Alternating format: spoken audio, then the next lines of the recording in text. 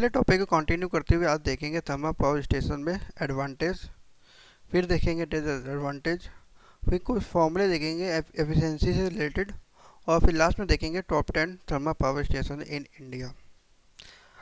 चलिए हम लोग स्टार्ट करते हैं कहाँ से, एडवांटेज से। इसमें हम लोग क्या पहला पहला पॉइंट क्या डिस्कस करेंगे, कॉस्ट ऑफ फ्यूल की कॉस्ट। थर्मल पावर स्टेशन में कौन सा फ्यूल यूज़ करते हैं, कोयला यूज़ करते हैं, कोल यूज़ करते हैं। Fuel use in the thermal power station is cheaper means सस्ता होता है। किससे सस्ता होगा, देन कंपेयर किससे करें, cost of fuel use in diesel power station होगा या न्यूक्लियर पावर स्टेशन होगा। जो diesel power station fuel use होता है या न्यूक्लियर पावर स्टेशन में जो फ्यूल होता है उससे सस्ता होता है हम लोगों का थर्मल पावर स्टेशन का फ्यूल, यानी कोयला सस्ता होगा। डीजल पावर स्टेशन में कौन सा फ्यूल यूज़ करेंगे, डीजल यूज़ करेंगे। न्यूक्लियर पावर स्टेशन में कौन सा फ्यूल यूज़ करेंगे, वहाँ पे कौन से हम लोग एलिमेंट यूज़ करेंगे, यूरेनियम थोरियम एलिमेंट यूज़ करते हैं, ठीक है। और उन दोनों सस्ता कौन सा होता है, चाहे डीजल की बात करें चाहे यूरेनियम थोरियम की बात करें, उनसे सस्ता होता है कोयला हम लोग सस्ता फ्यूल पड़ता है। क्लियर। अब हम लोग बात करते हैं कैपिटल कॉस्ट की। Capital cost of the TPS मतलब thermal power station. Thermal power station जो कैपिटल कॉस्ट होती है वो लेस होती है। किससे लेस होती है, कंपेयर किससे करें हम लोग, हाइड्रोजन पावर स्टेशन या न्यूक्लियर पावर स्टेशन। यानी कैपिटल कॉस्ट की बात करें तो हाइड्रोजन पावर स्टेशन और न्यूक्लियर पावर स्टेशन से कम होगी हम लोग की थर्मल पावर स्टेशन की कैपिटल कॉस्ट जो लगती है। और एडवांटेज है near load centre. TPH can be locate near load centre. Thermal power station को हम लोकेट कर सकते हैं कहाँ, नियर लोड सेंटर के नज़दीक हमको लोकेट कर सकते हैं। द कोयल can be transport from coal mine to power plant. हम कोयले को ट्रांसपोर्ट भी कर सकते हैं कहाँ से, कोल माइन माने कोयले की खादानों से कहाँ तक लाना है, पावर प्लांट या जनरेटिंग पावर स्टेशन, जहाँ हम लोग को अपनी पावर जनरेट करनी है वहाँ तक ला सकते हैं बाई ट्रांसपोर्ट के द्वारा। ट्रांसपोर्ट का मतलब हम बाई रेल यूज़ कर सकते हैं या बाई रोड यूज़ कर सकते हैं। कोयले से वहाँ कोयल माइन से पावर प्लांट तक हम ट्रांसपोर्ट कर सकते हैं कोयले को। At it is the locate low centre it reduce transmission cost and losses in it. यदि जो लोड सेंटर के नज़दीक लोकेट करेंगे तो इससे क्या होगा, जो हम लोग को ट्रांसमिशन कॉस्ट होगी, जो हम लोग यहाँ से ट्रांसमिट करते हैं और जो की कॉस्ट क्या होगी वो हम लोग को रिड्यूस हो जाएगी, और लॉसेज भी होंगे, जो उससे होने वाले लॉसेज भी होंगे वो क्या होंगे, रिड्यूस होंगे। क्लियर। अब बात करते हैं space requirement. Less space require as compare to hydrogen power station. यदि हम हाइड्रोजन पावर स्टेशन की बात करें, हाइड्रोजन पावर स्टेशन से कंपेयर में हमें लेस स्पेस की ज़रूरत पड़ती है। हाइड्रोजन पावर स्टेशन में ज़्यादा स्पेस ज़रूरत पड़ती है और थर्मल पावर स्टेशन में कम स्पेस ज़रूरत पड़ती है, ठीक है। तो हमें लेस स्पेस की ज़रूरत है। Generating cost. TPS can build a construct high generating capacity के बारे में लिखा हुआ है। इसकी जनरेटिंग कॉस्ट कैसी होती है, इसकी जनरेटिंग कॉस्ट होती है, ये सब काट दो, इसकी जनरेटिंग कॉस्ट कैसी होगी, लो होगी। क्लियर। अगर जनरेटिंग कैपेसिटी की बात करें, टीपीपी मतलब thermal power plant, TTP can be build या construct of the high generating capacity. इसको जनरेट करने की कैपेसिटी कितनी है, हाई है, मतलब ज़्यादा है जनरेटिंग कैपेसिटी। सो इसलिए use as base load power plant, तो हम इसको जो थर्मल पावर प्लांट को as a base power plant की तरह यूज़ करते हैं, क्योंकि इसकी कैपेसिटी कैसी है, हाई है, जनरेटिंग कैपेसिटी हम लोग कैसी है, हाई है। तो जो हम लोग थर्मल पावर प्लांट है उसको हम as a base power plant तरह यूज़ करते हैं। क्लियर। अब बात करते हैं नेक्स्ट पॉइंट पर। नेक्स्ट पॉइंट क्या है, overload capacity. Steam engine and turbine, जो steam engine turbine can work, ये दोनों वर्क कर सकती है अंडर 25% ओवरलोड कॉन्टीन्यूसली। 25% के अंदर का ओवरलोड ये लोग झेल सकते, कंटिन्यूसली ये लोग काम कर सकते हैं। कौन, स्टीम इंजन और टर्बाइन दोनों वर्क कर सकते हैं। जिसके अगर हम ओवरलोड 25% ले जाएंगे तभी ये लोग कंटिन्यूसली वो काम कर सकते हैं, 25% तक ही काम कर सकते हैं। क्लियर, इतना ओवरलोड वो लोग झेल सकते हैं। Time requirement for completion of project. अगर हम थर्मल पावर प्लांट के जो प्रोजेक्ट बनाए जाएंगे उसको कंप्लीट होने में कितना टाइम लगेगा, कम लगेगा, ज़्यादा लगेगा, इससे कंपेयर कराएंगे तो हम क्या बात करेंगे। Time require for completion of TPP project is very less as compare of hydrogen power station. यदि हम हाइड्रोजन पावर स्टेशन से कंपेयर कराएंगे तो हम लोग का जो थर्मल पावर प्लांट का जो टाइम रिक्वायरमेंट है कंप्लीशन ऑफ प्रोजेक्ट का, वो कैसा होगा, वेरी लेस, बहुत कम होगा, वेरी लेस होगा। Clear. Heat production system is simple compare to other system. Thermal power plant में जो हीट प्रोडक्शन सिस्टम होता है वो कैसा होता है, सिंपल होता है, बहुत आसान होता है। कंपेयर करें तो अदर पावर प्लांट सिस्टम से कंपेयर करें तो थर्मल पावर प्लांट में जो हीट प्रोडक्शन सिस्टम कैसा होगा हम लोग का, सिंपल होगा। क्लियर।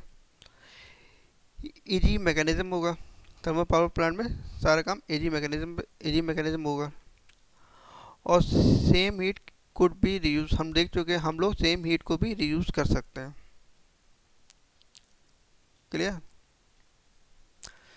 नेक्स्ट पॉइंट है easier maintenance of the power station. और थर्मल पावर स्टेशन का जो मेंटेनेंस वो कैसा होता है, इजियर होता है, ज़्यादा टफ नहीं होता।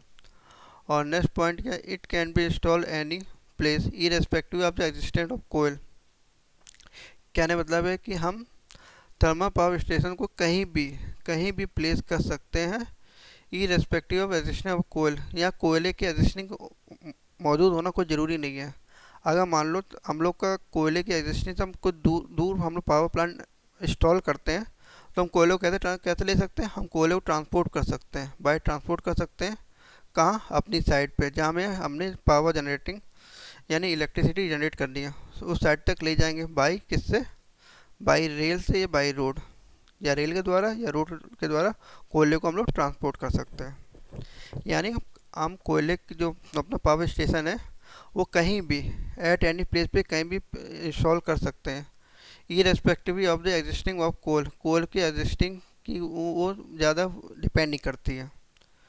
अगर हम लोग का जो डिस्टेंस काफ़ी दूरी होगी तो उसको हम कोयले को ट्रांसपोर्ट करें वो कैसे करेंगे, बाई रेल करेंगे या बाई रोड करेंगे। ये हम लोग के एडवांटेज थे। अब नाउ पढ़ेंगे कुछ एडवांटेज। डिसएडवांटेज क्या है, क्या हानियाँ होती हैं। पहला क्या होता है, पहला होता है air pollution. Thermal power plant में एयर पोल्यूशन होता है। इट प्रोड्यूस एयर पोल्यूशन, वो एयर पोल्यूशन प्रोड्यूस करता है। ड्यू टू किस फॉर्म में हो सकता है, स्मोक हो सकता है, फ्यूम हो सकता है या एस। ठीक है। स्मोक मतलब तुम्हारा धुआं हो गया, फ्यूम भी एक प्रकार का प्लीसेंट धुआं हो गया, एस एक राख हो गई। ठीक है। ये कब produce during the combustion of fuel, जब फ्यूल को हम लोग कंबक्शन करते हैं यानी फ्यूल को क्या करते हैं, दहन करते हैं, तब जाके ये क्या उत्पन्न होती है हम लोग की स्मोक, फ्यूम और एस प्रोड्यूस होती है। इससे क्या पैदा होता है, इससे एयर पोल्यूशन प्रोड्यूस होता है, पैदा होता है। क्लियर। अब नाउ स्टार्टिंग टाइम की बात करते हैं। TPP can not be put into service immediately like SPP. SPP मतलब क्या है, हाइड्रो पावर स्टेशन। ठीक है। जो थर्मल पावर प्लांट है एचपीपी है हाइड्रो पावर प्लांट। ठीक है। Thermal power plant can not be put into service immediately, वो सर्विस तुरंत नहीं दे सकती जैसा कि हम लोग का एचपीपी सर्विस तुरंत दे देती है। ठीक है। The thermal power plant require few hours, उसको सर्विस देने में कुछ घंटे लगते हैं, कुछ घंटे मतलब 6 से 7 घंटे लगते हैं, 6 to 7 आवर लगेंगे। टू जनरेट स्टीम को जनरेट करने में, कब, एट द हाई प्रेशर और हाई टेम्परेचर तक जनरेट कर, हाई प्रेशर हाई टेम्परेचर पर स्टीम जनरेट करने में उसको 6 से 7 घंटे लगते हैं। तब जाके हम लोग भी जब हाई प्रेशर हाई टेम्परेचर की जब स्टीम जनरेट होगी तो वही स्टीम को हम लोग कहाँ भेजेंगे, टूवर्ड द टरबाइन तरफ भेजेंगे। जब टरबाइन के जो टरबाइन रोटेट होगी तो उससे हम क्या कपल किए होंगे, अल्टरनेटर या जनरेटर को कपल किया होगा। जब जनरेटर चलेगा तब जाके बिजली पैदा होगी। क्लियर। स्टीम बनने में क्योंकि कितना लगेगा, 6 से 7 आवर लगेगा स्टार्टिंग टाइम। अब बोलते हैं हैंडलिंग ऑफ फ्यूल की हैंडलिंग कैसे हो। हैंडलिंग ऑफ द कोयले की handling disposal of S, S क्या, जब बर्निंग करते हैं तो कोयले से क्या एस निकलती है, राख निकलती है, आर क्वाइट डिफिकल्ट, ये बहुत कठिन होता है। कोयले की हैंडलिंग करना या राख का डिस्पोजल कराना ये बहुत कठिन है। Fuel transportation cost. फ्यूल का ट्रांसपोर्टेशन कॉस्ट, फ्यूल इस केस में कौन सा फ्यूल यूज़ करते हैं, इस केस में जो हम फ्यूल यूज़ करते हैं वो हम लोग का कोयल है, ठीक है। इसका ट्रांसपोर्टेशन कॉस्ट क्या होगा, व्हेन द पावर प्लांट, जब मान लो हम लोग का power plant are locate away from the coal mine, कोयले की खानों से अवे होगा, अवे मतलब बहुत दूर रखा जाएगा, लोकेट किया जाएगा। That is the near load centre, at that time fuel transportation cost is more. तो फ्यूल ट्रांसपोर्टेशन कॉस्ट क्या होगी, फ्यूल ट्रांसपोर्टेशन कॉस्ट क्या होगी हम लोग की, ज़्यादा होगी। जब लोड कोल माइन से पावर प्लांट की जो डिस्टेंस हम लोग की ज़्यादा काफ़ी दूरी पे है, तो उसमें क्या लगेगा, ट्रांसपोर्टेशन चार्ज लगेगा, वो क्या होगा हम लोग का ज़्यादा होगा, ठीक। अब now preparation of the fuel, fuel की हम लोग जो प्रिपरेशन करते हैं, there is more expenditure for the preparation of the coal. जब कोल को हम लोग का प्रिपरेशन करते हैं इसमें बहुत ज़्यादा खर्चा होता है। जैसे जैसे हम लोग देखा था, हम लोग लाइव स्टोरेज से जब प्लोराइज कोल मिल पे जाते हैं, यानी रॉ कोल को जब हम प्लोराइज कोल में कन्वर्ट करते हैं, तो उसका जो एक्सपेंडिचर है, जो उसका खर्चा है वो क्या है, ज़्यादा है, क्लियर। और space requirement, a large amount of the space requirement, हमें स्पेस रिक्वायरमेंट की अलार्ज अमाउंट स्पेस की अलार्ज अमाउंट की ज़रूरत पड़ती है for the storage of the fuel हो या एस हो, as compare to NPP. NPP मतलब न्यूक्लियर पावर प्लांट, ठीक है। अगर हम न्यूक्लियर पावर प्लांट से कंपेयर कराएं तो हमें a large amount of the space चाहिए होगा, किसके लिए, storage of the fuel, fuel को स्टोरेज करने के लिए और एस को स्टोर करने के लिए स्पेस हमें ज़्यादा चाहिए होगा compare to nuclear power plant, clear. Efficiency, it is the less efficiency power plant, overall efficiency is maximum 30%। इसकी एफिशिएंसी ओवरऑल कम होती है, लगभग मैक्सिमम कितनी एफिशिएंसी हम लोग ले जा सकते हैं, 30% तक मैक्सिमम उसकी एफिशिएंसी तक पहुंच सकते हैं, उससे ज़्यादा नहीं पहुंच सकते। ये उसकी हो गई efficiency. Stand by losses, stand by losses मतलब यहाँ पे स्टैंड बाई लॉसेस मतलब यहाँ पे ये हम लोग को कल्पना करनी होती है, मान लो कुछ दिन हमको काम ना करना पड़े, मशीन को या अपने प्लांट को खाली छोड़ दिया जाए, तो उसमें कितना नुकसान होगा, ठीक है। यह है स्टैंड बाई लॉस। अब देखते हैं, standby loss is more as furnace is required to keep in operation even when there is no load. यानी स्टैंड बाई लॉसेस कैसा होता है, हम लोग का मोर होता है, as furnace required to keep in operation when there is no load, जब कोई लोड ना हो, जो स्टैंड बाई लॉस हम लोग क्या होता है, मोर होता है। भट्टी को रिक्वायर, भट्टी क्या होती है, फर्नेस मतलब हम लोग की भट्टी होती है, ठीक है। भट्टी required to keep in operation even when there is no load, कोई लोड ना हो, तब भी हम लोग भट्टी में क्या ऑपरेशन, हम लोग उसकी साफ़ सफाई, सब सफाई हम लोग रखनी पड़ती है, ठीक है। तो अगर कोई स्टैंड में रखेंगे तो हम लोग का जो लॉसेस वो क्या होगा, बहुत ज़्यादा होगा। मेंटेनेंस कॉस्ट, अब मेंटेनेंस कॉस्ट की बात करते हैं। हाई, इसकी मेंटेनेंस कॉस्ट कैसी होती है, इसकी मेंटेनेंस कॉस्ट हाई होती है। हाई मेंटेनेंस कॉस्ट या operating cost because number of the auxiliary plant, इसमें क्या होते हैं, बहुत सारे ऑक्सिलरी प्लांट होते हैं। जैसे कि हम लोग बात कर सकते हैं, plant are required such as कोयल या हैज़ हैंडलिंग प्लांट, एक कोयल और हैज़ हैंडलिंग प्लांट होता है, एक होता है हम लोग का प्लोराइजर प्लांट, एक होता है कंडेंसिंग प्लांट, एक होता है वाटर प्योरिफिकेशन प्लांट, ठीक। एक तो पता है कोल और हैज़ हैंडलिंग प्लांट, इसमें क्या होता है, हम कोल को हैंडल करते हैं, जैसे live as a dead storage, live storage रखते हैं। और हैज़ हैंडलिंग प्लांट हो गया। प्रोवाइजिंग प्लांट, प्रोवाइजिंग प्लांट में क्या करते हैं हम लोग, जब हॉपर से प्रोवाइजिंग मिल में आता है तब कोयले को पाउडर फॉर्म में रखा जाता है, ठीक है। सिमिलरली ऐसे भी प्लांट है जैसे कि condensing plant, water purification plant, etcetera, इनकी मेंटेनेंस, इनको मेंटेन रखना पड़ता है, तो इसकी मेंटेनेंस कॉस्ट क्या हो जाएगी, हाई होती है। मेंटेनेंस कॉस्ट, ऑपरेटिंग कॉस्ट जो होती है इसकी, मेंटेनेंस कॉस्ट, ऑपरेटिंग कॉस्ट क्या होती है, हाई होती है, ठीक। अब हम बात करते हैं अवेलेबिलिटी ऑफ द फ्यूल। ये कोयला जो फ्यूल यूज़ करते हैं, इसमें कोयला यूज़ करते हैं, ठीक है। और जो कोयला, जो अच्छे कोयले की बात करते हैं, वो हम लोग पास क्या लेस अवेलेबल है, less availability of the high grade कोयल के, यानी अच्छे कोयले की जो हाई ग्रेड के कोयल की, अच्छे कोयल के है वो कैसे हम लोग लेस अवेलेबल यानी कम अवेलेबल है। और नेक्स्ट सिंप्लिसिटी और क्लीनिकनेस।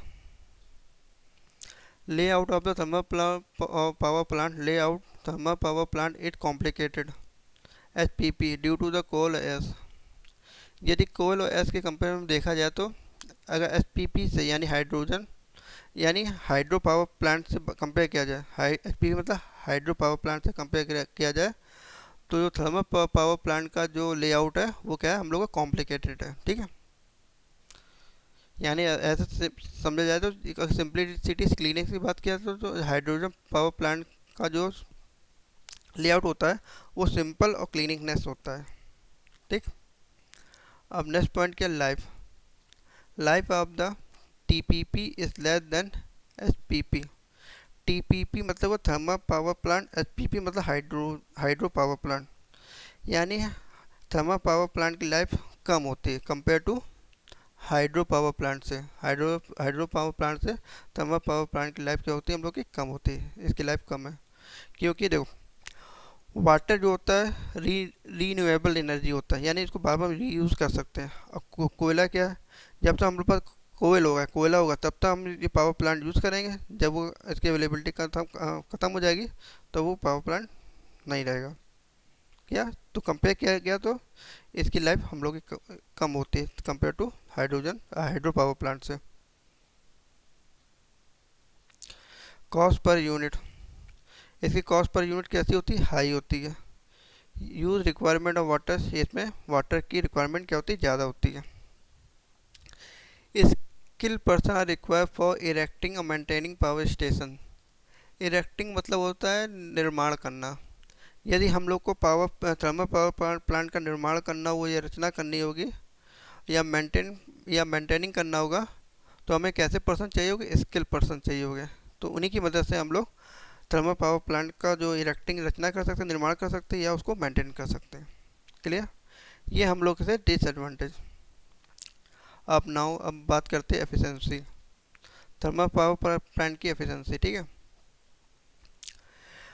यहाँ पे क्या होता है, use amount of the heat. जब हम हीट की बात करें, जो use amount of the heat होती है वो लॉस्ट होती रहती है in the various stage of the plant के वेरियस स्टेज में हीट क्या लॉस्ट होती रहती है, ठीक है। तो हम लोग को उसका मेजर करना पड़ता है। Major part of the heat का जो मेजर पार्ट होता है वो कहाँ लॉस्ट होता है, इन द कंडेंसर में वो लॉस्ट होता है। That is why the efficiency of the thermal plant is quite low. इसलिए जो थर्मल पावर प्लांट की जो एफिशिएंसी होती है वो कैसी होती है हम लोग की, क्वाइट लो, बहुत कम होती है, ठीक है। अब हम लोग देखते हैं थर्मल एफिशिएंसी हम लोग कैसे निकालते हैं। ये रेशियो होता है, ये किसके बीच में रेशियो होता है, heat equivalent of the mechanism heat equivalent of the mechanical energy transmitted to the turbine shaft to heat produce by the coal combustion का जो रेशियो होता है, यानी इसका अपॉन ये रेशियो जो कहलाएगा वो क्या कहलाएगा, थर्मल एफिशिएंसी कहलाएगा, ठीक है। क्या रेशियो निकालना है, यानी इनका और इनका में क्या निकालना, रेशियो निकालना। Heat equivalent of mechanical energy transmitted to the turbine shaft, ठीक है, to the turbine shaft, to किसका अपॉन में क्या हो जाएगा, the heat of coal combustion, ठीक है, या heat produce by the coal combustion. यानी मान लो थोड़ी देर के लिए हमने कोयले के दहन में कितनी हीट प्रोड्यूस हुई वो निकालना है, और वो जो हीट हम लोग मैकेनिकल एनर्जी को ट्रांसमिट करेंगे टरबाइन में, जो शाफ्ट टरबाइन को जो हम लोग चलाते हैं उसमें यूज़ करेंगे, वो हम लोग का वो उसमें कितनी हीट हुई वो देखेंगे। जैसे हम लोग मान लेते हैं thermal efficiency of the modern thermal power station is 30%, यानी थर्मल एफिशिएंसी कितनी आई, 30% आई, ठीक है। ये कैसे आया होगा, अब ये देखो मान लेते हैं it mean if 100 calorie of the heat produce by the coal combustion, कोयले को जलाने में दहन में जो हीट प्रोड्यूस हुई वो कितनी कैलोरी है? 100 कैलोरी है। यानी कोल कंबक्शन में कितनी कैलोरी? 100 कैलोरी, ठीक है। और the mechanical energy equivalent to 30 calorie, और इसमें कितनी जो heat equivalent to mechanical energy transmitted to the turbine shaft में कितनी कैलोरी आई? 30 कैलोरी आई, ये आई, ठीक है। अब हमें इसको परसेंटेज में बनाना है, तो इससे हम क्या करें? 100 से मल्टीप्लाई कर देंगे, ये अब परसेंटेज में कन्वर्ट हो जाएगा, ठीक है। अब हम इसको इसको काट देंगे, 2 जीरो कैंसिल आउट हो गया, तो ये क्या हुआ हम लोग का? 30%, ठीक है। मैकेनिकल एनर्जी कितनी है हम लोग की यहाँ पे? Mechanical energy equivalent to 30 calorie will be available at the turbine shaft, ठीक है। 30 थी, 30 कैलोरी, ये पे क्या कोल का मतलब कितनी हीट है? 100 कैलोरी, 100 मल्टीप्लाई कर परसेंटेज निकाला, कितना है? 30%। ये हम लोग क्या हुई? थर्मल की एफिशिएंसी आ गई। क्लियर?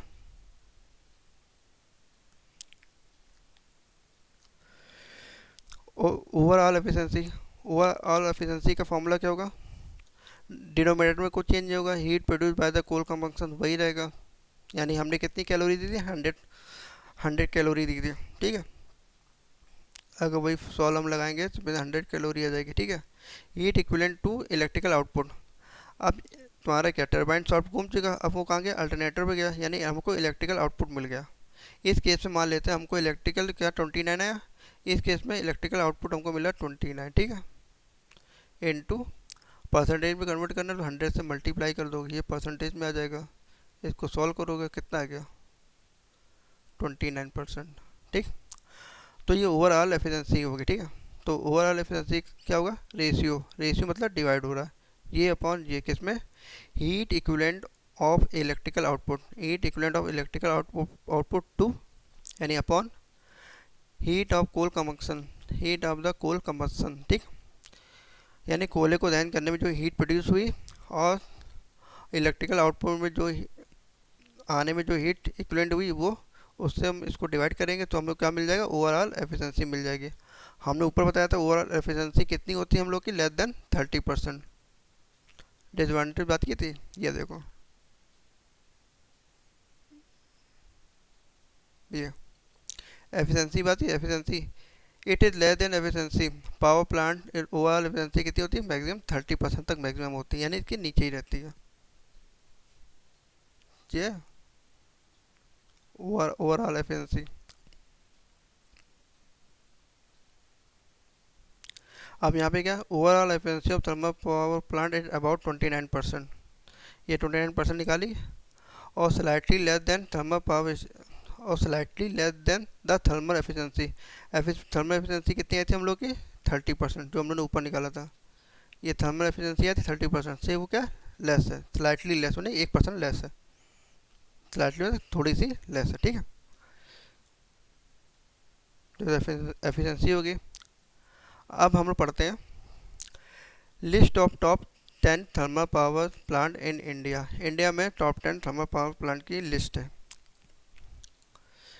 एक है, पहला कौन सा है? ससन अल्ट्रा मेगा पावर प्लांट, कहाँ पे? मध्य प्रदेश में। टिरोडा थर्मल पावर प्लांट, कहाँ पे? महाराष्ट्र में। Talcher super thermal power station, Odisha. ये है Vindhyachal thermal power station, Madhya Pradesh. Fifth है मुद्रा थर्मल पावर स्टेशन, कहाँ? Gujarat. Six, Mundra ultra mega power plant, कहाँ? आल्सो, ये भी गुजरात में। उत्तर प्रदेश में कौन सा है? Rihand thermal power station, UP में। सीपत थर्मल पावर प्लांट, ये कहाँ पे? छत्तीसगढ़ में। चंद Chandrapur super thermal power station, ये कहाँ? महाराष्ट्र में। और लास्ट को एनटीपीसी दादरी, उत्तर प्रदेश में। ये टॉप 10 थर्मल पावर प्लांट है। Okay, thank you.